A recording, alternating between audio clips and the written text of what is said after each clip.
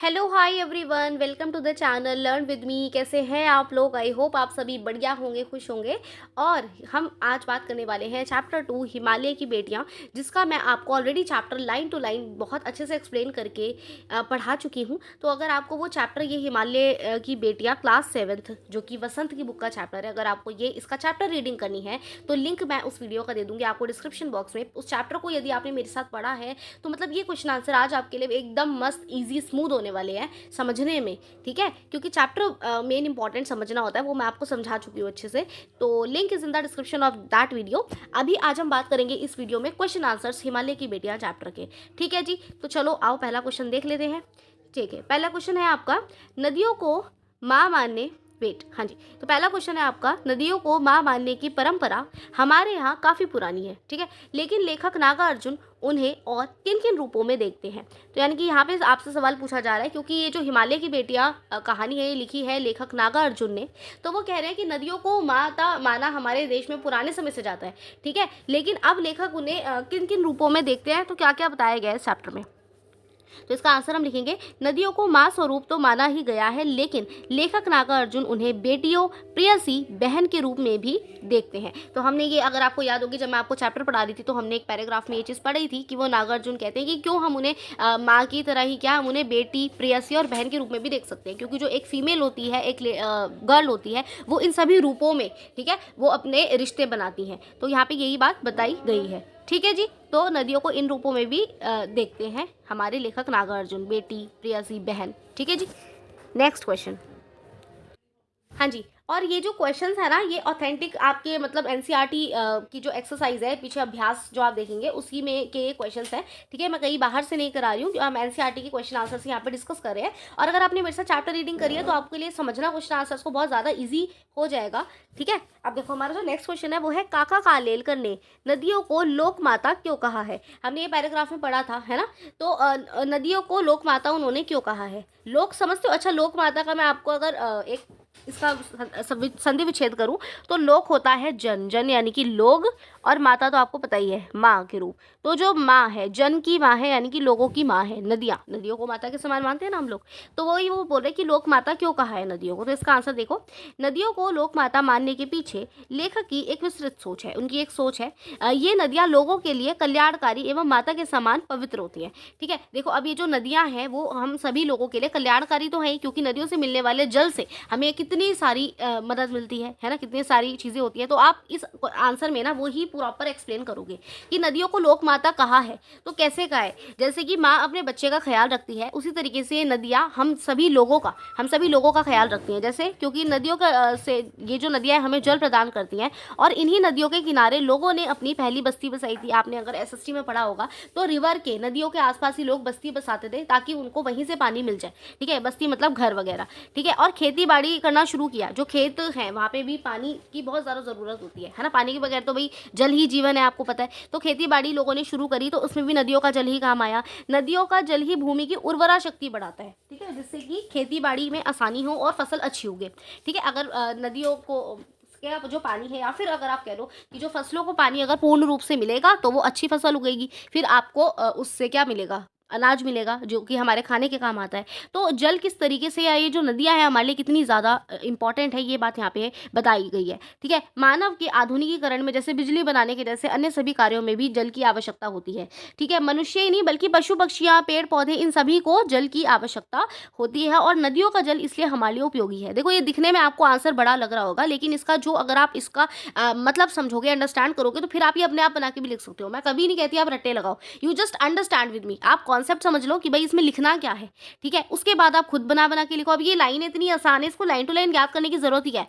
जैसे आपको नदियों जल की इंपॉर्टेंस पता है, जल की जो आपको है पता है महत्वपूर्णता, तो वैसे लिख जाओ बस, ठीक है? तो पशु पक्षी, पेड़ पौधों के लिए भी नदियों का जल बहुत उपयोगी है, कि भाई वो नदियों, बहते हुए नदियों के जल में से पशु पक्षी पानी पीते हैं, है ना? सो इस प्रकार नदियाँ हमारे लिए कल्याणकारी हैं, और यही कारण है कि काका कालेलकर ने इन्हें लोक माता कहा है, यानी कि जो जन कल्याण में काम करती हैं, ठीक है? जन कल्याण के लिए उपयोगी हैं।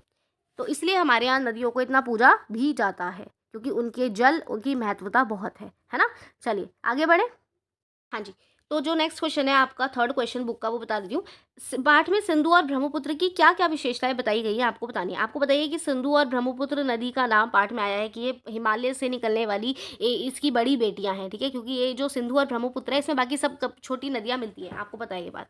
तो सिंधु और ब्रह्मपुत्र की क्या क्या विशेषताएं चैप्टर में बताई गई है ये आपको बताना है, ठीक है। तो यहाँ पे आप मैंने यहाँ पे इसको देखो ऐसे पॉइंटर्स लगा के बताया है विशेषता को, आप इस तरीके से अपने आंसर को रिप्रेजेंट करेंगे तो काफी अच्छा लगेगा। आप इसे पैराग्राफ में भी लिख सकते हैं बट पॉइंट्स में लिखेंगे तो ज्यादा बेटर है, ठीक है। तो सिंधु और ब्रह्मपुत्र ये जो नदियां हैं हिमालय से निकलने वाली प्रमुख और बड़ी नदियां हैं। सबसे बड़ी बात कि ये बड़ी नदियां हैं जिसमें और छोटी नदियां भी मिलती हैं, तो ये प्रमुख और बड़ी नदियां हैं। सेकंड पॉइंट है आपका, ठीक है। इसके अलावा ये नदियां दयालु हिमालय के पिघले हुए दिल की, ठीक है। अच्छा, हिमालय के पिघले हुए दिल, ये मैंने आपको चैप्टर समझाते वक्त भी ट्रांसलेशन दिया था कि जैसे कि हिमालय पर्वत है, ठीक है, उस पर बर्फ जम जाती है, तो वो बर्फ जब पिघलती है तो वो बर्फ पिघलकर ही तो नीचे नदियों के रूप में बहती है, तो ये वही चीज़ बताई गई है। इसको और ही पोएटिक तरीके से लिखा गया है फिर, ठीक है। ये नदियां दयालु हिमालय के पिघले दिल की एक एक, ठीक है। अच्छा, मैंने चैप्टर में बहुत अच्छे से एक्सप्लेन किया है चीज़ों को कि हिमालय को पिता बताया है और नदियों को उनकी बेटियां बताया है, और उस तरीके से मैंने आपको बहुत अच्छे से एक्सप्लेन किया और उसमें मुझे बहुत अच्छा रिस्पांस मिला है। चैप्टर एकदम क्रिस्प एंड क्लियर हो जाएगा, मस्त, ये मैं आपको एश्योरिटी देती हूँ,